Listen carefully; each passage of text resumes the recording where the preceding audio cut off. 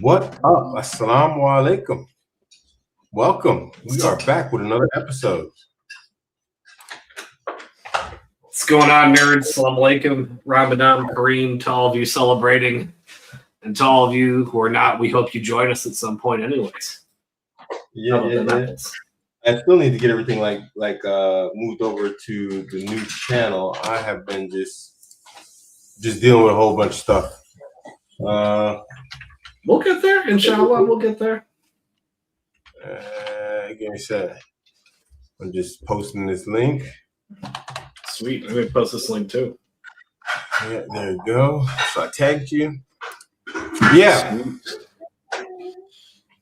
Yeah. Speaking of which, how is your? We just broke the fast, everything here, and not too long ago. How's your Ramadan going? Just like what? This is day 3, day 4. Yeah, it's day 3. I'm doing great. It's about almost 12:30 in the morning. It's just past midnight.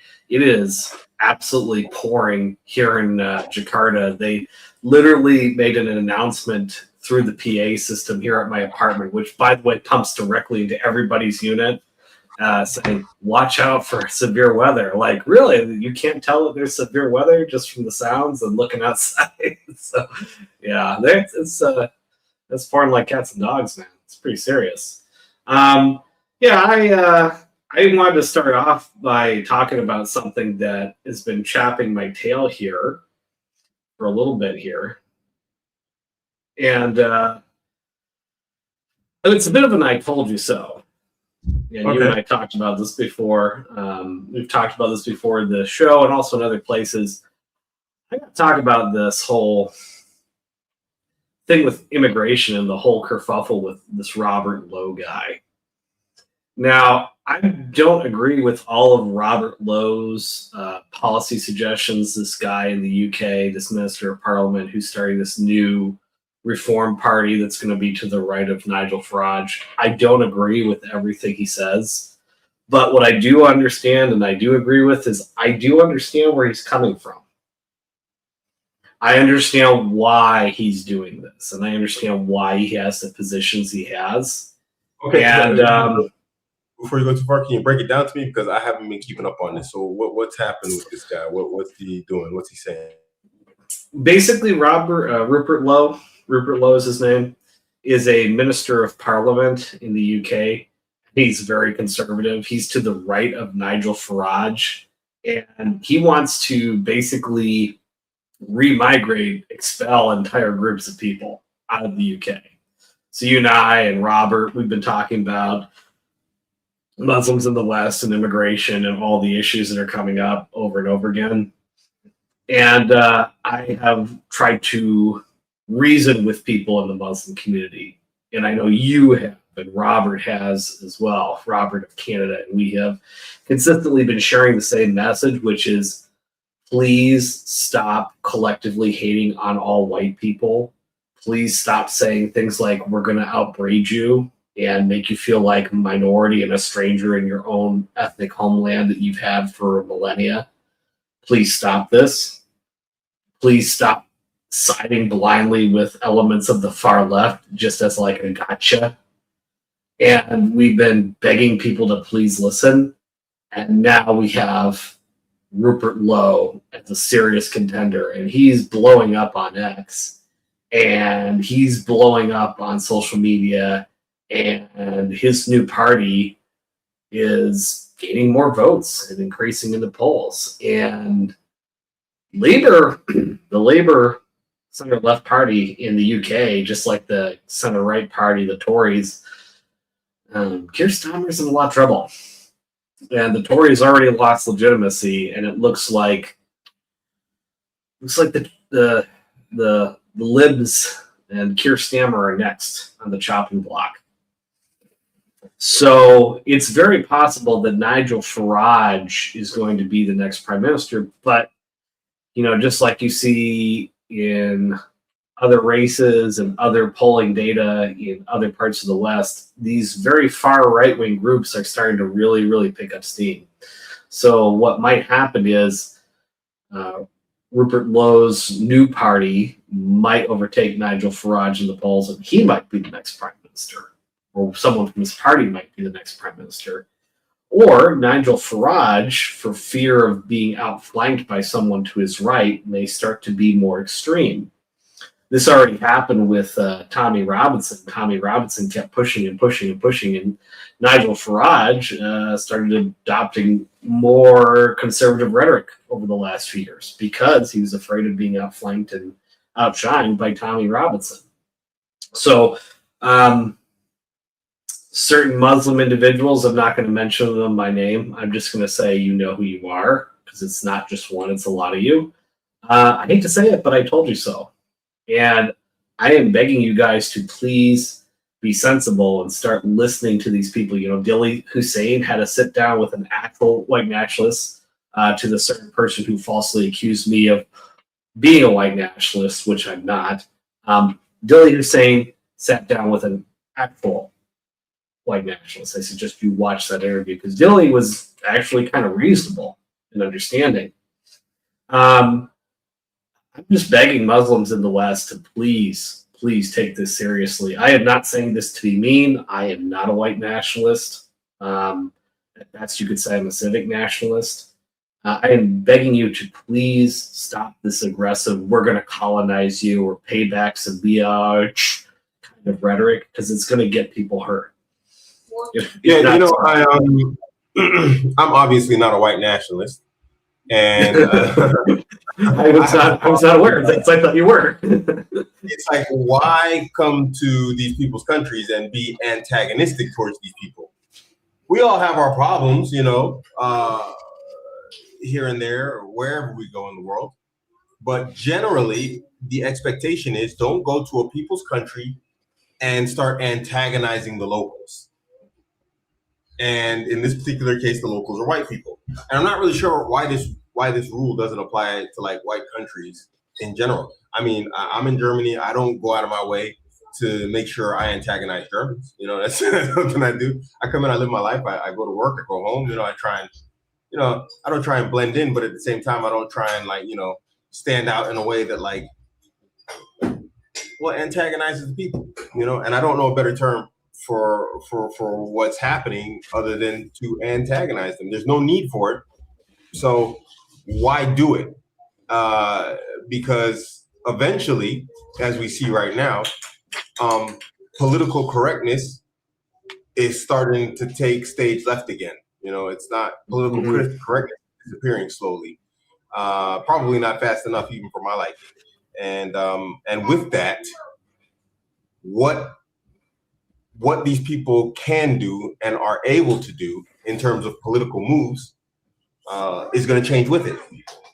So it's best to not make them unnecessarily angry, Right. And this is not a matter of fear. No one's talking about being afraid of anybody.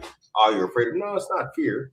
It's just, it's like going into a boxing club and I'll whip all y'all guys. It's just like, what are you doing? It's like, right. They probably no, okay, this guy's not here to really fight, but it's just like, why would you do that? It makes no sense whatsoever. I don't know. Well, I can't help but notice that a lot of these people don't have they've maybe been in a couple of street scuffles at schoolyards or something, but they don't have any real serious fight training or fighting experience. I just don't sense that from them, that they really understand how violence in the world actually works. Well, part of the problem also is I think a lot of people are unfamiliar with European and Western history. I mean, yes. it's really easy. People don't know this about Germany. Everyone talks about the Second World War and what happened to the small hats, if you believe those numbers. Everybody talks about that. But here's the thing. Prior to the First World War, and it wasn't long, Germans killed 50 million of each other in religious wars. It's just a people who were used to butchering and slaughtering each other. Then they came back, started the First World War, had a little break, started the Second World War. It's do you not see the pattern? You know, it's like maybe these aren't push. They're like everything's fine until it's not fine, and that's the West in general. And you know, it's probably just best to look at history of Western nations and understand that like there's a lot of butchery going on, and it's yeah. Yeah, white people were very good at organized violence and releasing the hounds on other people's. We're very good at holding it in until we let it go. That's like it's reflected in all our psychological medical practices of, you know, holding it in. Now release that. You know, all these screaming circles you see on YouTube, people going to therapy, and just you'll see some middle-aged dad who's like never yells about anything. He's gone through divorce, and then he just goes out of the woods. He's paying for some sort of thing. Like that is just so. That's so white people do it too, man. That's who we are as a species. It's a uniquely American thing. Before I can explain to Germans what going postal means, I have to break down the entire history of going postal and what it means. It's just a different way. It's Germans, they'll understand some things, and Americans understand other things. But it seems like, you know, a lot of people that have come to the West, they seem to think that like that capacity for violence is gone, and it's not. You know, no, it's suppressed rage. It's suppressed rage to the nth degree. Yeah, very much so. Yeah. Brown people have a hard time understanding it because they just kind of like, you know, if you go to the Middle East, people just go all the time, and then they get over it and move on. They don't understand. They just can't understand the psychology of it. You know, they don't understand us as a species. And here's the thing: it's like all you have to do is be quiet. It's like, even if you feel this way genuinely, and I don't think a lot of people feel like the way they feel genuinely. There are some people out there that actually have a genuine dislike for other ethnicities, and some have a specific dislike for white people. Even if that's your genuine feeling, but if it's not, this counts even more so. Just shut up and chill. It's like, if you truly believe what you're saying, then it's just a matter of like, you know, why don't you just wait? It's like payday. And you know you're not going to get fired until you know payday's coming. So if you believe this is true and this is going to happen, just shut up and wait for it to come. You know what? Why do you gotta, you know? Like, all right, man. Yeah, cool. Yeah, I think people just don't understand. They just don't. They've never. These people have lived on the internet or lived in a little bubble community, or they've never been. And I get it. Like, you know, they're mad about all the wars and all this stuff. And I do get that. But for the sake of this YouTube live stream, the powers that be that lied to us and send us to war are the same powers that be that want Muslims to mass migrate to the West and hate on white people, working class people who are not responsible for the war, so by and large. We'll leave it at that. Well, I mean, this people. Your mic out there. Yeah, I turned it off because I was talking to my son. It's like he's being real loud in the background. I should be quiet. Kind of derailed my train of thought. It's the other turn, people. Whatever the case may be, it's like, you know, we always come back to like this conversation of racism, and you know, for some reason, everyone finds their racism okay until it's aimed at them. It's like, if I'm racist to somebody else, it's not really racism. It's like this. It's like, it's my preference. It's my culture. It's my ethnicity. It's this. It's my nationalism. It's my nationality. And they come up with all these excuses and statements. But when it comes to other people aiming at them, then all of a sudden it becomes a problem. Yeah, that's true. And for some reason, I was talking to Sheikh Ismail Kamdar from South Africa.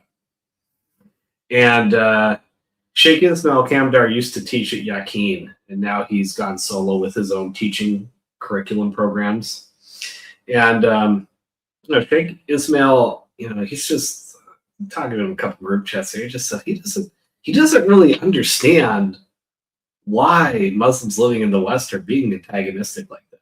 And he added it to me that he didn't understand. Not only did he not understand, Muslims outside of the West, people in like South Africa, Muslims in, Indonesia, Malaysia, Qatar, wherever, that are watching this, sheikhs and scholars that are watching this phenomenon play out on social media, especially in the US and the UK. They're really confused. They don't get it. So it's not just white people like me that don't understand, or black people like you that don't understand.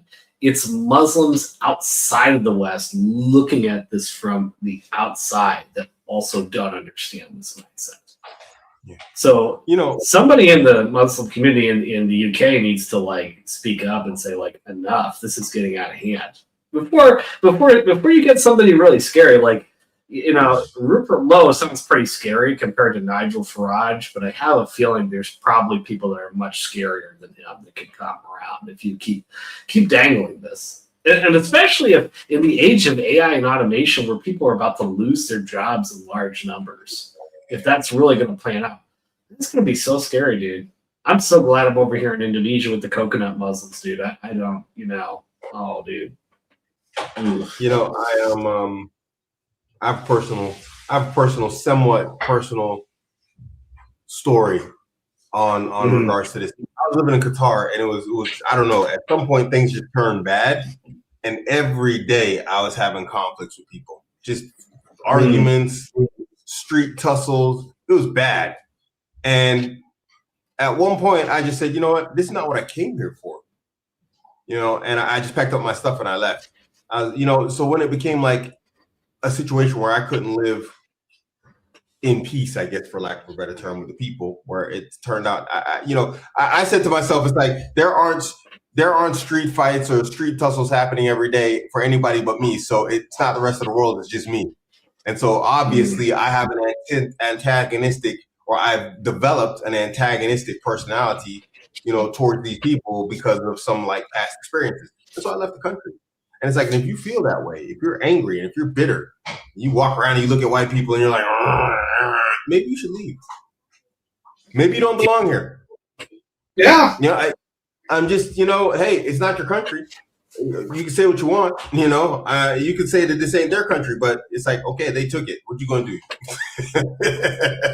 It is what it is. That's how it is now. So it's like, if it bothers you that much to where you got to go online and start being a wanker and making Muslims look bad, maybe you should just go somewhere where you're going to be happy, and then you can post whatever information about wherever you've gone to that makes you happy, and then you can hey, I'm in UAE. A lot of people go to UAE. You don't see a lot of people posting about bad in UAE. Someone could say, oh, you're not allowed to. Yeah, you might be able to say that, but people genuinely seem happy there in general. So it's like, go somewhere where you're happy. Why stay in a place where you're miserable? One of the things I refuse to do is stay in a job where I'm miserable. There's different types of miserable. There's miserable where there's a ton of work or whatever else, and it's just like, it's not fun. But it's a job. And then there's miserable where you go to work and you got to battle with the people and everything. And you hate the people and everything about it, and the work culture and environments and all that type of stuff. Just leave, man. Just go somewhere else. Yeah, there's no reason. It's not the army, man. The army, you can't put in your 2 weeks notice ever. Unless it's a job where you're going to Antarctica and you're stuck in a contract and the plane won't come back for another 6 months. Most of the time you can't just leave within a month or less, so long as you have money to pay your bills for that separation period between gigs. It really is not that hard. I don't understand it. I just don't understand the mindset, man. I'm with you 110%. I mean, I've tried to, before I became Muslim, I traveled around to different countries. The Eastern, I lived in Georgia for a while. Tried my God in Ukraine just before the war. I just came back from Iraq, and I was just kind of not assimilating back into normal society. So I lived in South. What's up? How was Iraq? You know what? I actually miss Iraq every single day of my life. And I hear it's doing really well now. And I have a lot of Iraqi followers on X. By the way, shameless plug, please follow me on X at Mr. Harry198. So you can see me hate on the small hat people all day and share my disdain. And also for more shenanigans. But Now I don't hate all the small hat people, just as I also everybody calm down in the comment section. But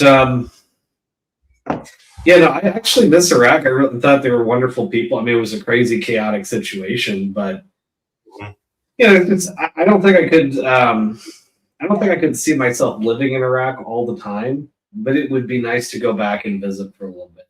Because you know, a lot of my Iraqi followers, they know me, they know my story, they know who I was, and they're like, you know, we're not mad at you. Like, come on back, dude. Like, you're not a war criminal. Like, you're, you know, you just like you guys hand back the country. We're not mad at the average American. Come on back over.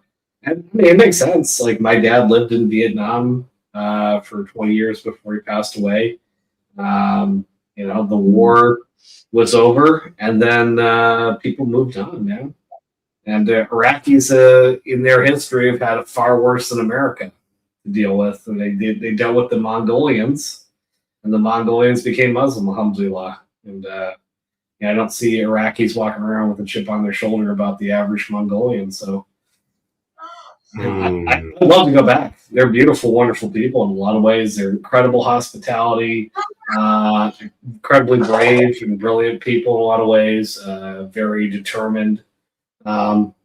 Many of them are incredibly smart and talented, and they're talented in a way that's like a hidden talent, like they don't show off their talents. They have some phenomenal food. When was the last time you were there? Like how long ago? Was it like a year, 2 years? I went back to Iraqi Kurdistan like a few years after that because our old interpreter was from Kurdistan. So Iraqi Kurdistan was pretty safe. I wasn't really psychologically ready to do that. Not quite. And I had to leave. I was like, I can't come back yet. But I think now, I wasn't Muslim when I went back. When I went to Iraqi Kurdistan by myself after taking a bus ride through Turkey. Yeah. I did that before I was Muslim, long before I was Muslim, and I was still just like not psychologically ready. You could say I was almost doing like a type of extreme PTSD exposure therapy, like trying to force myself to go back and just. I understand. That was stupid. It was a stupid idea, though. It was a good idea, but it's poorly executed. On my well-intended poor execution. So would you consider it like a hijra option for people? Would like, you know, in that sense, would people like looking for a place to go and stay? What would you say? Would you say like yay, nay? It could be a good option for some Americans or Canadians or Western reverts. It could be, especially if you go to a secure city like Baghdad. Baghdad is very secure. It's very safe. It's probably safer than most American cities right now. ISIS has been thoroughly defeated. The militias are kind of under control right now. So it could be, what's this? Is that some, 9 Zoom kind? Oh, you're just pulling up your screen there. I think Iraq earlier, but okay. I just wanted to pull it up before I forget it. Yeah, Iraq is an interesting possibility. I mean, you know, basically, whenever you're going to a Muslim country to immigrate, any country that's not like the United States, your options are always going to be: are you going to marry a local, or are you going to start a business? And there are people that move to Iraq from other parts of the Middle East, and have historically done so. There's even Iranians are moving to Iraq and working there because the economy is doing so well. That's what some of my Iraqi friends told me. I've had Iraqis invite me to come back and say, you know, if you want to come back and get married and settle down here, you could. I would have to, for me, based on what my dad went through by going back to Vietnam and marrying a local woman, there are some things that were really beautiful about that experience, and there were some things about that experience that did not work. You really have to think about what you're doing. And you have to also question yourself, why are you doing such a thing? Understand. Are you doing this because of thrill seeking, nostalgia, or are you going with a good purpose and you have like good memories and like you want to do good things? Like I don't want to just there's a good you don't want to be like what's that? You don't want to be like Dune where you're fantasizing about being a hero. And you don't want to be Lawrence of Arabia with these people either. If you have like this Dune fantasy or a Lawrence of Arabia fantasy and you're a white person, regardless of whether you're in the military or not, I actually don't recommend that you go to an Arab country because you're going to view people in a weird way and it's going to get awkward and you're going to see yourself, you're going to either come across as condescending or you're going to get lost and confused because you live in some sort of delusional fantasy in your head. I know that sounds strange, but I've seen this happen where people convert and they have like some sort of Lawrence of Arabia or Dune fantasy going on in the back of their head, and they go Dune. I'm dead serious. I know it sounds silly, but I'm dead serious. I've seen they're thinking they're Paul Atreides. You know? Yeah, they're like straight up Paul Atreides, and it's like you just get there, and the Arabs are like, "Who is this crazy person? Is it Paul Atreides? It's not Paul Atreides." So just like. Don't romanticize or demonize people. Just treat them as people. He got Arrakis and Iraq confused. He's like, I'm the Duke of Arrakis. I mean Iraq. Hey, real quick. Like, when we look at like some real stuff here, like this is Bild am Samstag. This is like it's like a pretty big, like one of the few remaining newspapers in Germany. Right. And it says no to child.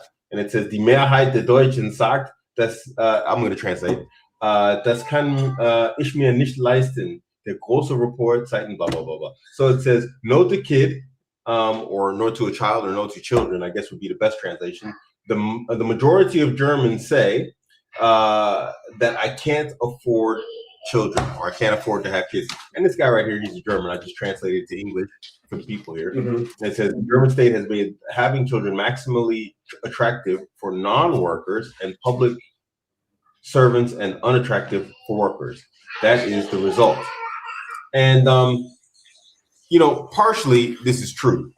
What you see is that, let me see how to remove this. This button here, what does this button do? I'm going to press it. Okay, it was the right one. I was like, it's partially true as a guy. I'm a guy, I have like 11 kids. I have number 12 on the way. And Germany is not really a place to have children.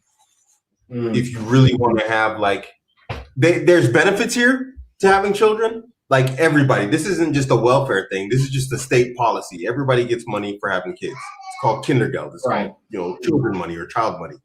And for every child, you get you get a fixed amount of money. And so they're trying to assist and make it attractive to have children. But the reality is, it's just like the cost of living and inflation and everything has skyrocketed, and nothing else has gone up with it. Not salaries, not Kindergeld, there's nothing. So it is exception. And part of the problem is also the way the government handles everything. And this is most of the West. And this is where the whole foreigner conversation comes in. And I see it. And because I'm a worker. I'm not a public official. Public officials get money shoved down their throat. Plus, a lot of them don't have to pay taxes depending on what type of public work you do. Is that it's exceptionally, it's not difficult. What's the right word? They're doing their best to make it impossible to live. You can't, at this point, I am literally saying it's intentional, because I've never seen, countries just take action back to back that is consistently detrimental for their populations. Now, the problem is, and this is where we come to the other side of the coin. It's like we have the Muslims trying to be antagonistic. I know we're jumping around topics and whatnot, but we got the Muslims. But it ties in. Yeah. And then we got the non-Muslims not being smart and not looking at who's actually making your life difficult. It's like you could get rid of all the foreigners. Your government's still a bunch of, kid-eating pedos. There's still going to be that little element that's still making your life difficult. Does that mean you want a bunch of foreigners in the country? That's a conversation to probably have, after you get rid of the government. Because here's the thing. and I'm going to say this, and this is going to be unpopular, and everybody knows that I've changed my stance on immigration. I'm not really a fan of it. It's more important to get rid of these corrupt, evil, ugly governments than it is to get rid of the foreigners right now. Because once you get rid of the corrupt governments, this is like the corrupt government is the foundation of all the problems. So now you can see where the real damage is. You get rid of the foreigners, and it's just like it's like sweeping leaves off the broken roof. Mm-hmm. You know, but the whole foundation's shaky, so you don't know, is the roof okay? Are the leaves okay on the roof? Are they causing damage? You don't know. You just like, it looks bad and I don't like it. You know, it's bothering me. You know, sometimes they blow off the roof and into my house. And that would be the antagonism and whatnot of the people, of the foreigners in the country. But it's like the foundation of every single problem right now, all these evil, pedo, kid-eating, Satanists, I don't have any words for them. They got to go. That's the first move. But if you say this to one of these people, they're not really going to listen. And I mean, Muslims, they're just gonna be yeah, you know, blah blah blah blah. Even I do it sometimes. I'm like, how many Muslims are on the Epstein list? Doesn't matter how many's on Epstein list. They all need to get thrown in the wood chipper. You know. So exactly. Yeah. Get that wood chipper, fire that baby up. Let's go. Grease it. Let's go. I wanted to show that article because there is also a consistent and constant propaganda. You know. Like they're saying Germans are saying no to having children. It's like nobody else is saying this. Everybody's saying this here. You don't find just Germans saying it. Everybody else just has kids and they say, okay, we'll work it out. But it's like in general, most of the people are like, yo, I'm not really sure if this is a good idea, you know? Yeah. And within a generation or two, immigrants, including conservative Muslims, start to take on the behaviors and tendencies and habits of the locals, and they're kind of like, they're not really sure if they want to have kids either. It's the same thing in the United States.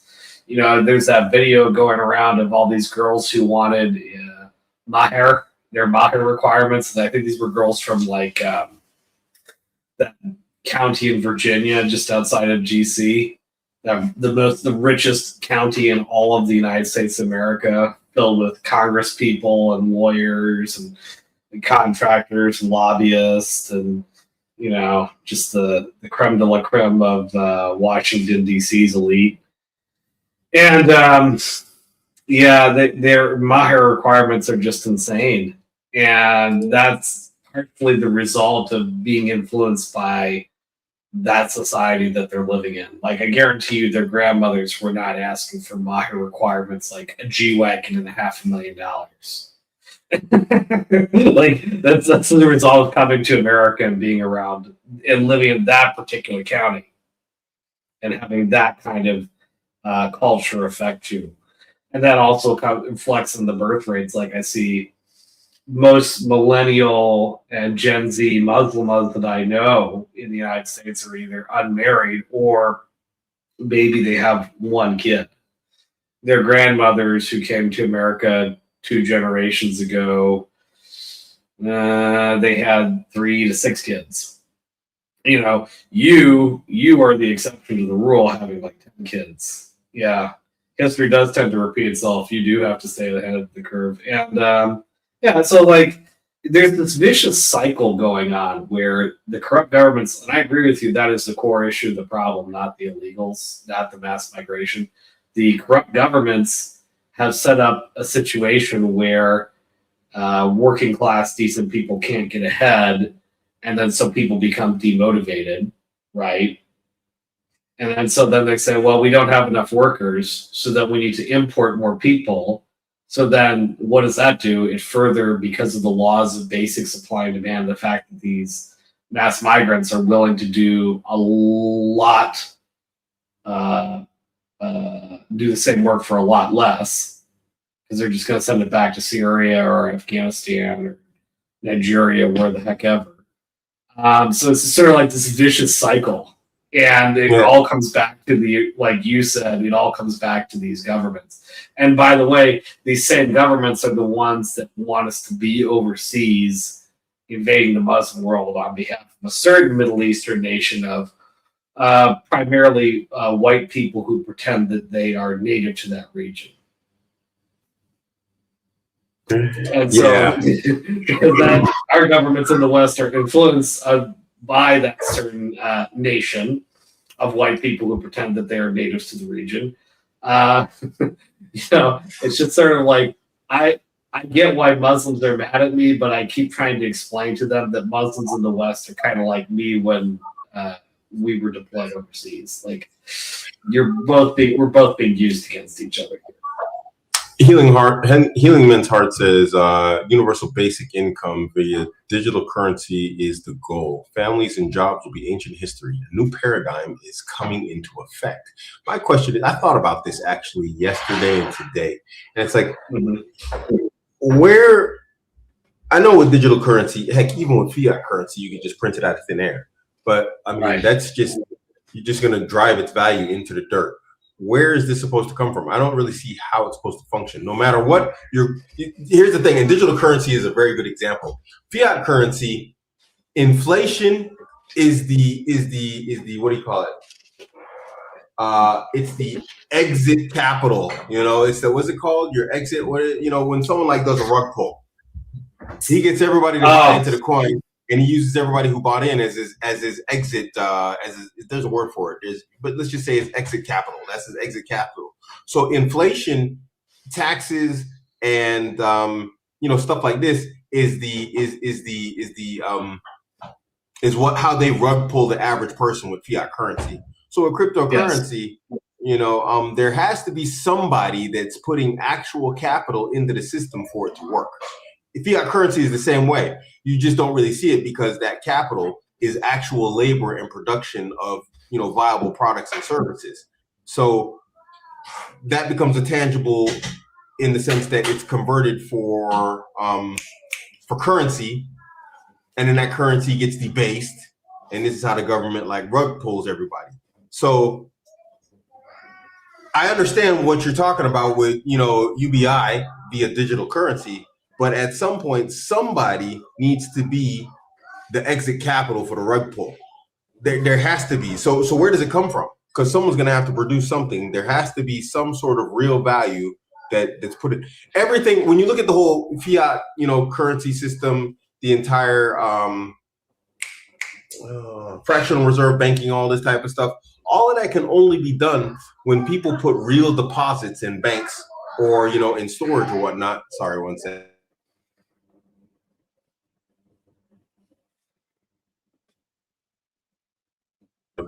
It's so loud here. It's like breaking my train of thought.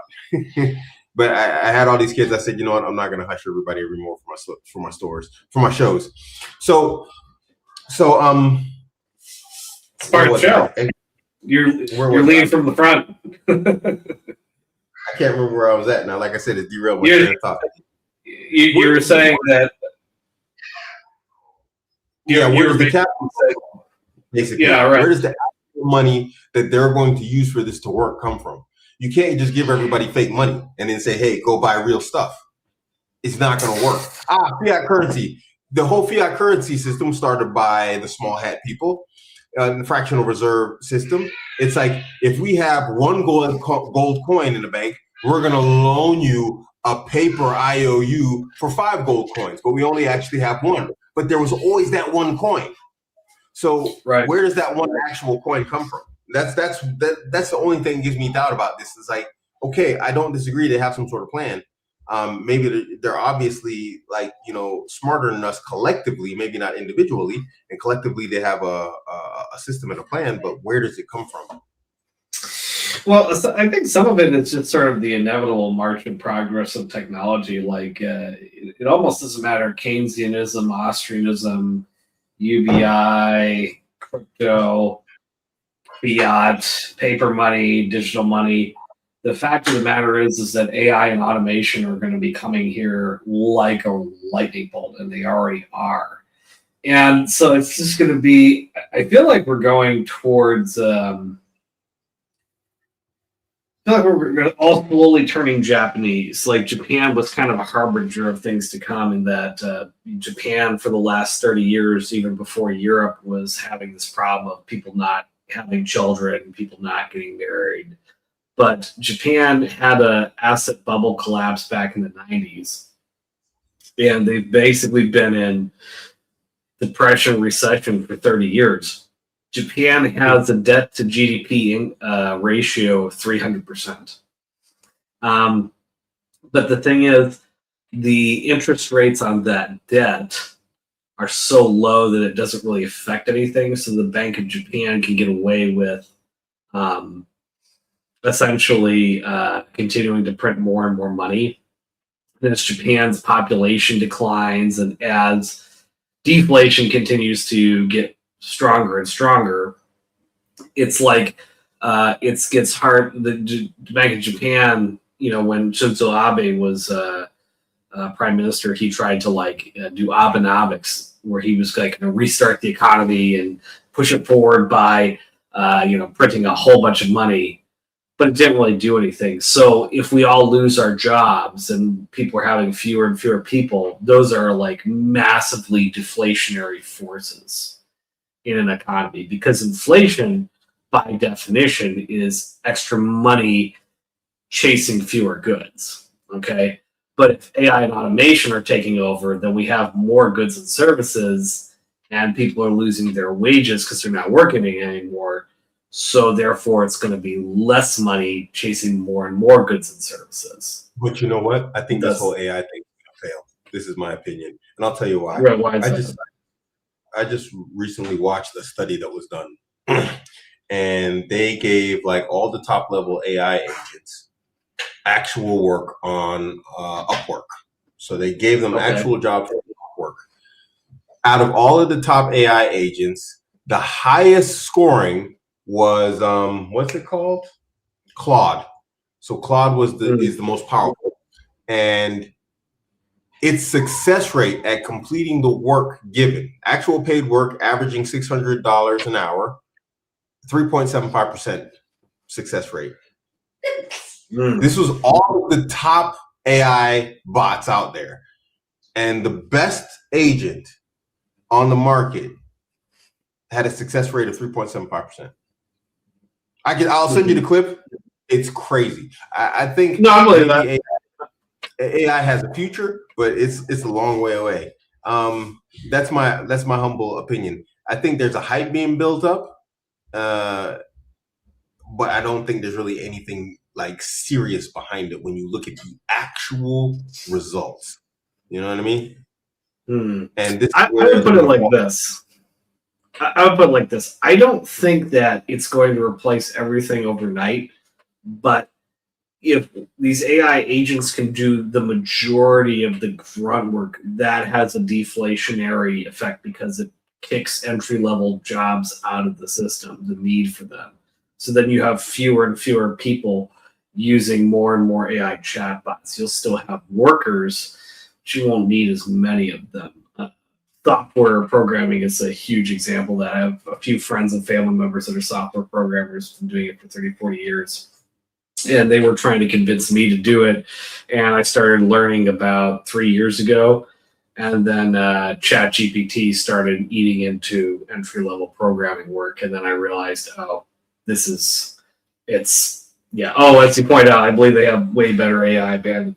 Healing mental. Yeah. I hope you're right, because if they want to take over the world with the AI that's out there right now, man, it's going to be messy. There's this guy on TikTok. I watch TikTok for German news, because German news, the best news and the best information you'll get in Germany is from local people on TikTok. It's really weird. It shouldn't be like that, but that's the case.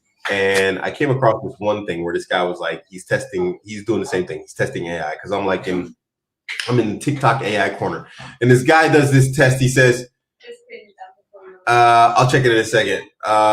Wait, what? Read your message. What message? Maybe he means on maybe he means on X. So he's testing AI, and he goes, hey, whoever, I can't remember who it was, maybe ChatGPT, I don't know who it is. He's talking to the AI. He said, hey, AI, I need to wash my car. And the car wash is about 100 meters from here. What do you think? Would it make more sense to drive my car or walk? And then the AI starts explaining to him how it makes more sense to walk. Yeah. Yeah, he said, but if I walk, how am I going to wash my car? And it's like, yeah, okay. And then it like tries to play back. And then it literally tries to act like it didn't tell him just a minute ago to actually watch. Why are you lying? And he's like, you just told me. So if we really look at like the AI, and how it's operating, and this guy's entire channel is nothing but him doing this to AI. Like, just giving it these basic things that you can have, basic conversations that you'd have with, an average person that they'd probably look at you crazy for saying, like, I need to wash my car. It doesn't make more sense to walk or drive. The average person looks at you like, right. Bro, this AI is actually like giving full explanations on why, like, and for the environment, it is probably better for your health, and this, that, the other, and doctors say fresh air in the walk and yada, yada. I don't know. Well, again, it doesn't have to do everything. It just has to start replacing a lot of stuff, and that's a snowball effect for other professions as well, and other companies that may have been hesitant to do things, automate things, are now going to be like, oh, we got to do more automating. And that ends up, you could easily see 10 to 20% of white collar workers losing their jobs by the end of the next year or two. So, if you have a few good, smart people using AI agents, that kind of solves the common sense problems. It kind of gets around what you're talking about. I mean, we also have to look at what Elon Musk and Tesla have just done. I mean, they have essentially solved self-driving technology, or at least 99% of the problem. The robo-taxi, without advanced LiDAR systems, without the chaos you see from the other companies and all the big fancy cameras and the spinning thingamajigger LiDAR,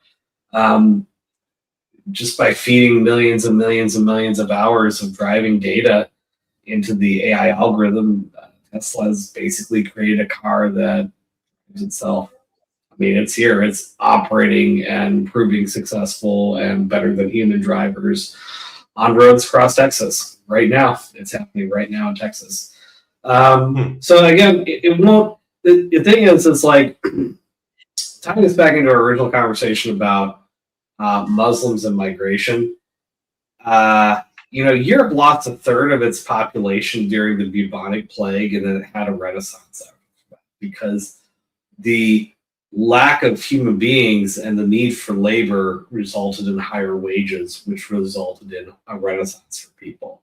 So if AI and automation are removing the need for workers, and if immigrants are removed from the equation, it's like you don't really need immigrants as much. So then governments are going to be forced to be in this position like, oh crap, we have AI and automation taking over all these jobs. What are we supposed to do with all these people who are just coming here, or we're doing menial work and they're just getting on welfare and doing something like working at McDonald's or whatever? Again, it's not going to happen overnight, but you're already seeing the pressure coming. Like in America in particular, they are really pushing for the end of most white-collar jobs as we know it. There's still going to be white-collar work, but it's going to be higher and higher skilled people that are going to be left doing the majority of everything with AI agents. It's not going to be entry-level contracts. It's the same thing in Germany. Yeah. Deindustrialization is taking place here. It's like everything is closing up. You have massive corporations, Volkswagen, all sorts of other things on that level, like just closing down over here, like just pulling up shop and saying, "Hey, we're getting out of Germany." Isn't that more about? They're going to third world countries. Really about? Oh yeah, isn't that about like power, losing access to cheap Russian oil and energy though? Yeah. I know I didn't read your message. I don't even know where you sent your message, Joe, Patriotic Joe. I don't know where you sent your message at. I haven't seen it. So yeah, I mean, you see this happening everywhere in Germany also. It's like, yeah, and it does have to do with power, cheap power. They first off, they destroyed all their nuclear reactors. They shut them all down and dismantled them. Then they lost cheap Russian gas.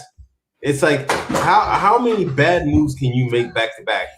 And so now they're just wrecking, because now Germany has like some of the most expensive power in the world, if not the most expensive power in the world. And you're trying to run an industrial nation on power this, like, at the levels it is here. It's ridiculous how much it costs here to, like, just do basic electrical, to have electrical. My wording is like slipping because I'm very tired. I ate. I'm like really like. I know it is. Yeah, I got the itis after eating. So it's just ridiculous. Let's just say that the operational costs in Germany are insane. If you don't even look at the taxes, which they tax the energy that you buy also, and that's already expensive. Right. Yeah, no, I just look, Germany would look like a mess. Years ago, I was thinking about making a move to Germany because I have family over there, and I go, I'm so glad I did move to Germany. What a mess with that whole thing. I don't know, but it's an example. It goes back to what we're talking about, which is failed Western leadership. They end up creating a system where people can't really work, people lose motivation, so then they have to bring in more people, which just further depresses wages, and this gets into this vicious feedback loop between the people, the immigrants, and the politicians. And this is going to come to a head very quickly. This is coming to a head. Just like the thing with Israel is coming to a head. Like, people are just had it up to here with Israel and the United States. Like, you can just feel the rage on X and everywhere else, man. It's coming to a head. But it's like a microcosm, man. It's like this when we look at X, it's like I don't think we realize like how small of a circle of the world we're in. It's like it's not really the majority of the people that think or at least have access to the same amount of information as we do when we are on X. And it's like they put out this whole Epstein file list thing as a test to see how it's gonna go. Like, can we get away with more? If nobody revolts now, this whole system is just, I think the term is we're cooked. That's it, man. It's over. If we don't do something about this, and they put it out there that it's happening, and they're just like still walking around, still sitting in seats of power in governments and whatnot, man, it's over, bro. It's over. Well, and it seems like it's over. They did get Prince Andrew. That is good news. True. They got a few people, but those are like they're going to be like Fall Guys, basically. That's my opinion. They might be. They might be. But it's it's one step forward, two steps back. It's the situation. It's like, and when I look at like mainstream media, or I listen to the radio, or I listen to people's conversations, people don't really care. It's like just a few circles on like TikTok and X that are really talking about it. These people, man, I don't know. I don't think the system's going to crash. I don't think it's going to go down. I think they're going to get what they want. They're getting away with this right now. And again, I just think it's simply because it's like we get a false image and picture of how widespread this information really is because of the circles that we are in terms of social media. It's not as widespread as a lot of people like to think it is. That's my take. I think change happens slowly, and I think there is some good things on the horizon that are coming into fruition slowly. It took a long time to convince people that this whole Epstein thing was actually real and not just a crazy conspiracy. And now it's been revealed, and now we actually have at least a couple people getting put in jail. Public pressure, voting, powerful people choosing to do the right thing and joining the populace and doing the right thing. These things take time, and they don't always happen the way that we want to. But the trend line for a lot of this stuff is good. And I am still optimistic that Israel and support for Israel are on the way out. I am still optimistic about that. I see clearly they may have 10 years of support left from the United States. Maybe 15, I don't know. Could be just a few. But one way or another, this party's coming to an end. And they know that. That's why they're panicking. Oh, so this is the craziest thing. It says here, I typed the message. It said 7 minutes till an hour. And I wanted to type a second message. If you got questions, ask them now. But YouTube rejected your comment. This usually means that they think it's spam. Try changing it a bit. It's like, how are you gonna make my message spam? It's my channel. It's my show, man. What the heck? YouTube. Dude, anyway, YouTube doesn't. Well, that's just how I got shadow banned. Yeah. If anyone's got any questions that aren't, even if it's not, subject related to what we were talking about, we were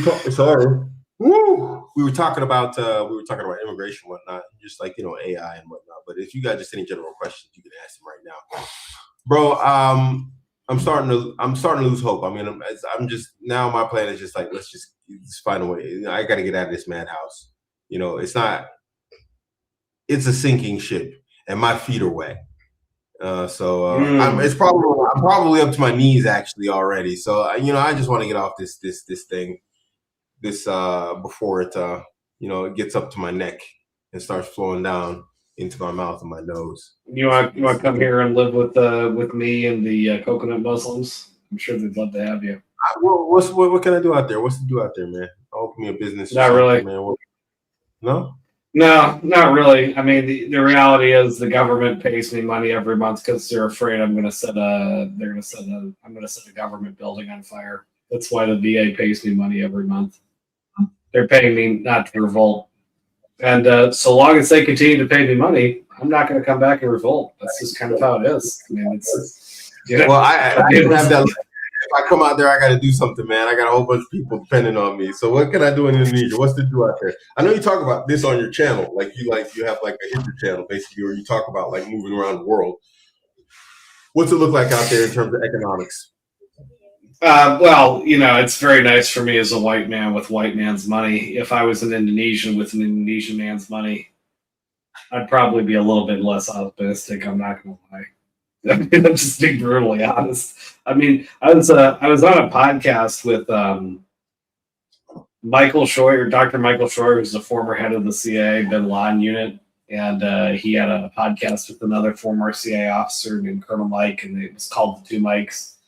And I basically came on their podcast. This is about a year or two ago. I said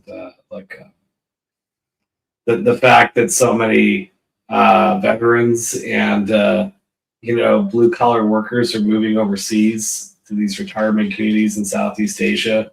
This is kind of a sign of a declining empire. And I'm like, what do I mean by that? I mean, towards the end of the Roman Empire,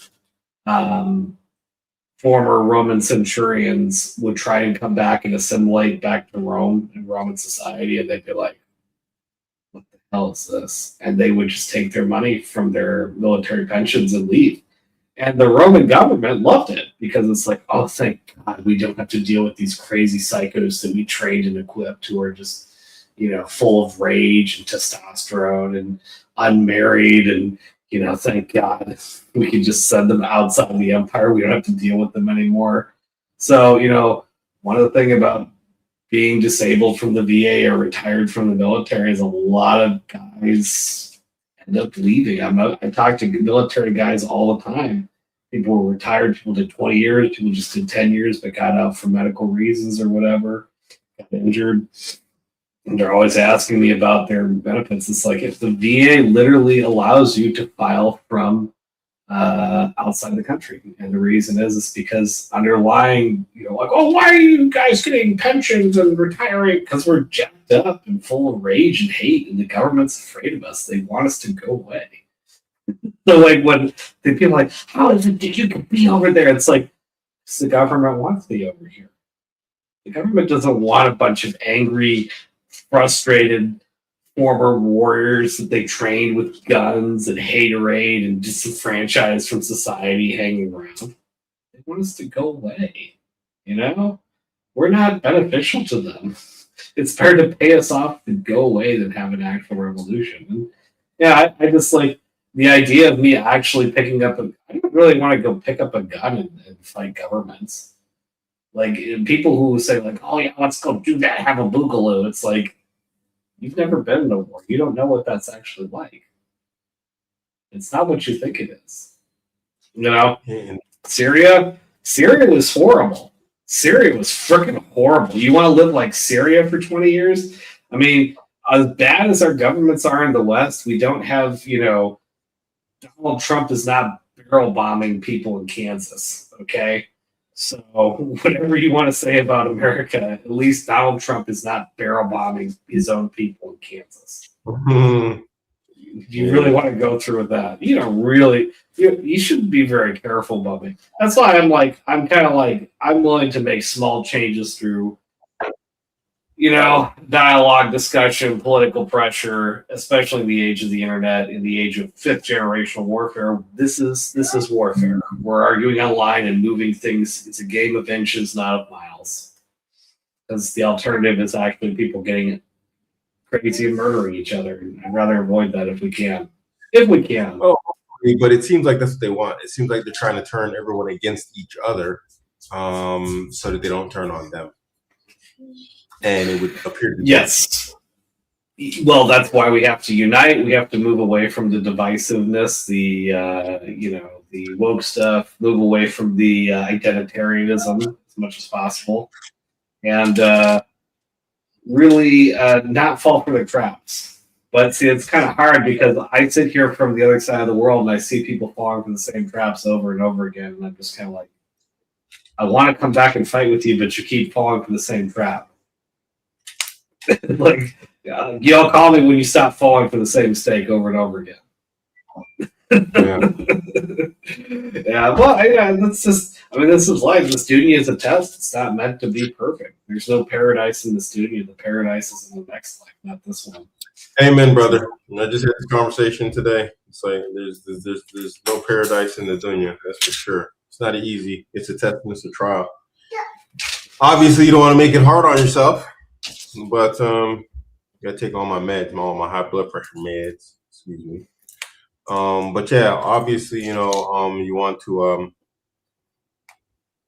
learn from past mistakes, and that's like a very important thing. I actually got a video coming out about that. I don't know if it's out yet. I gotta check my YouTube. But yeah. If I had 12 kids, I'd have high blood pressure too. I think I just had this newborn baby.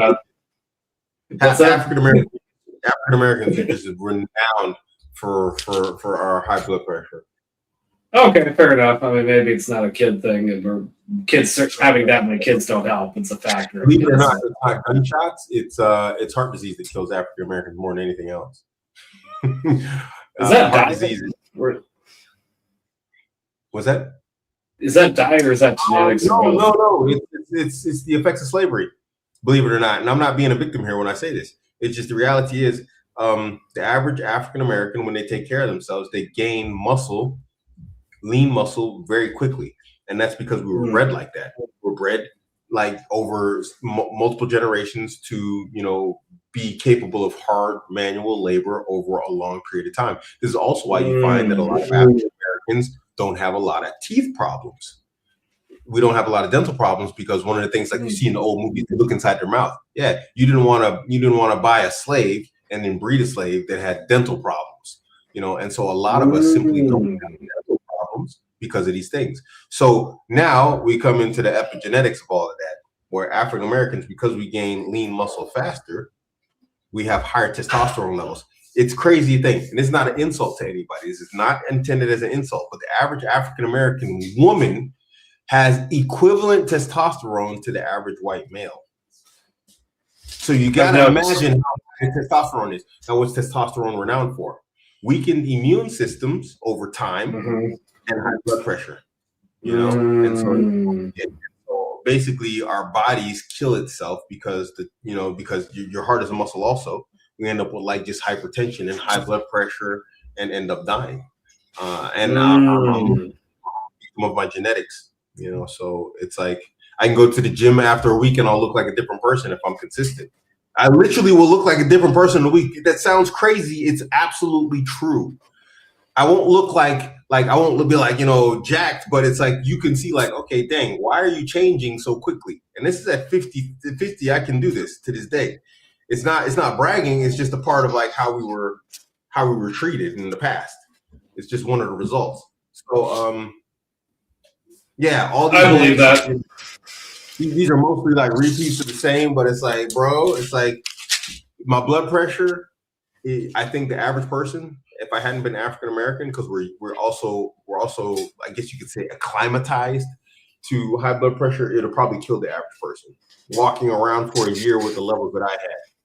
I was walking around for over a year at like, this was my baseline for over a year, 191 over 110. Ooh wee! That's like, that was a good day. Bro, I should have been hospitalized. And I did this for like a year. Yeah. So I mean, it's like, wow. yeah, I should technically be dead. But this is proof that, you know, what Allah, your hour is written, you know? Because then I get stressed out and it'd go up.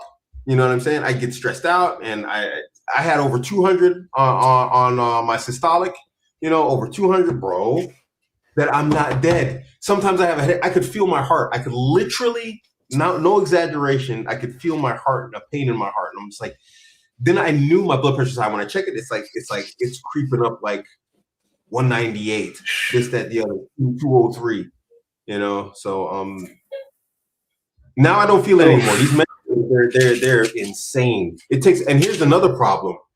Now, here's another problem that I started going to a doctor when I started consistently feeling really bad. Like when I started really, really feeling bad, I went to a doctor.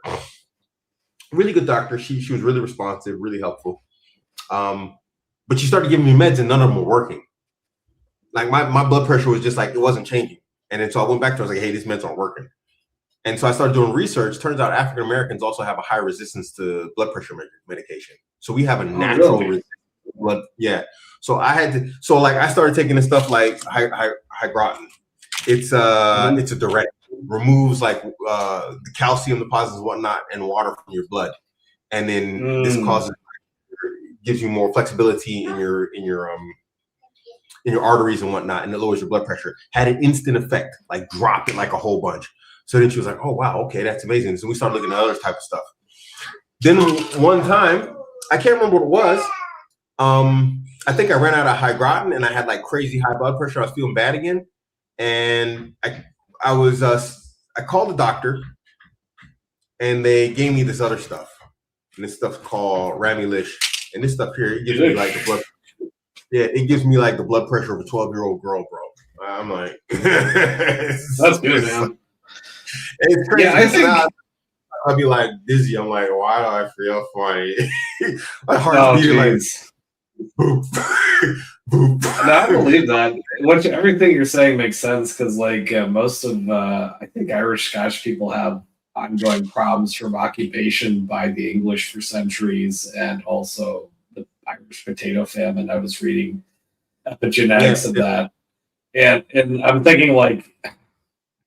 My grandfather on my mom's side was Irish Catholic, and he came back from World War II, and he was like, I mean, he was probably PTSing like hardcore, and he didn't talk about what happened in Italy. He just sort of drank and smoked himself to death while running a construction company.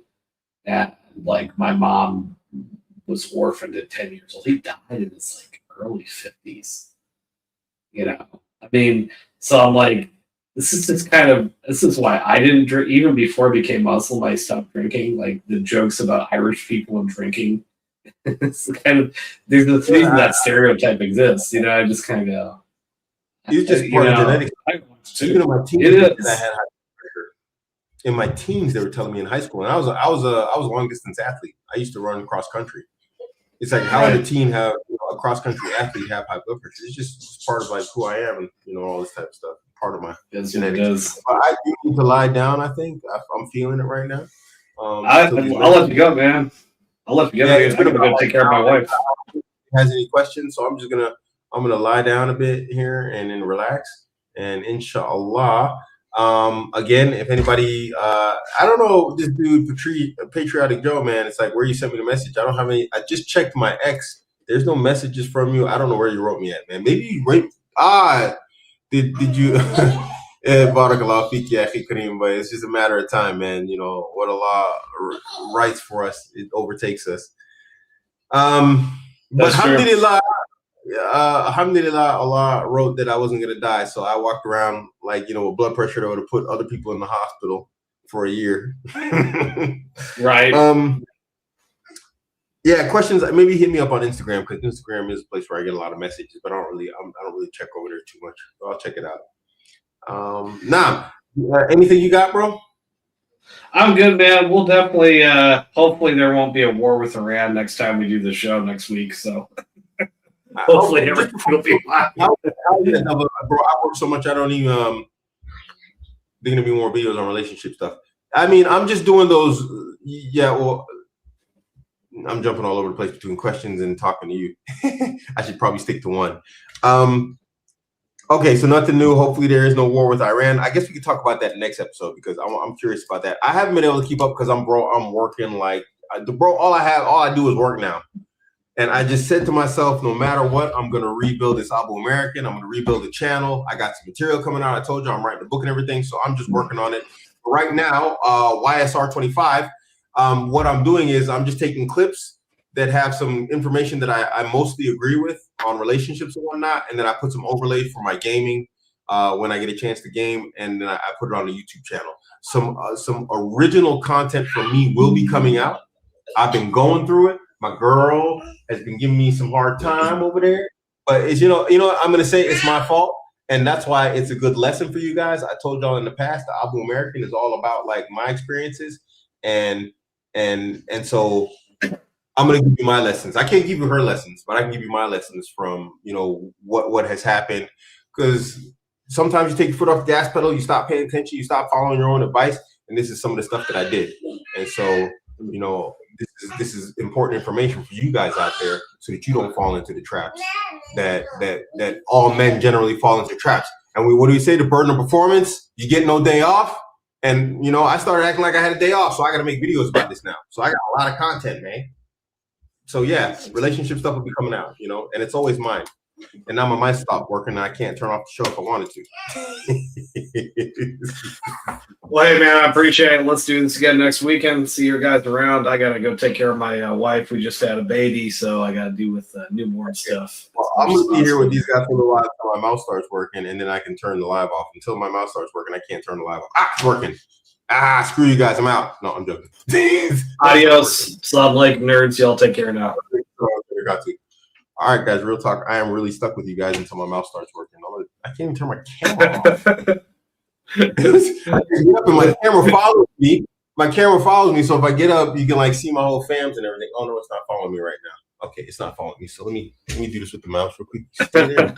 All right, you take care now. I'm gonna skedaddle. Bye bye, y'all. Take care. Bye bye. Bye bye. Okay, so let's see. The mouse is back. I'll stay here. I'll give you guys. It's 12. I'll give you 3 minutes. Do congruence tests ever end? No. No. You're stuck with them, bro. As long as you deal with women, you got to deal with them. So I wish I could tell you that one day it ends. They end when you get a divorce or you die. That's when all the challenges of women end. When you get a divorce or you die. Otherwise, it's just like it's living with a creature that has a very, very. There was a reason, and the guy literally said it in the book. Women are from Venus, men are from Mars, and it's like we're literally from two different planets. It's like that we actually even have relationships successfully together is amazing. And he was a guy who spent a lot of time on male and female psychology, and it's like the night and day difference between men and women and the way they think and the way they experience things, emotions, feelings in the world is like it's night and day. He's like, I don't know how men and women actually get along. So no, they don't end, to answer your question. And I'd like to tell you that they do.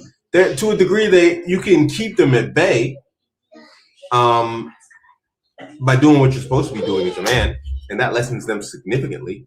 But in general, no.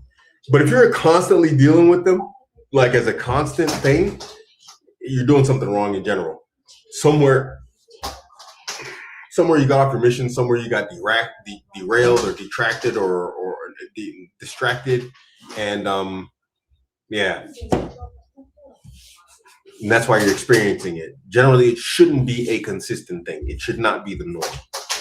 If it's the norm, then there's something wrong. My kids are going crazy. They've held out as quiet as they can for as long as they can. So guys, thank you for tuning in. I'll try and do 2 shows a week, but it's like I travel for work, so I'm in a different location. I'm in a hotel, and the connections are sometimes they're good, sometimes they're not. So I'll see about it, but I can't make you guys any promises. And then we'll just do stuff on relationships only in terms of a live.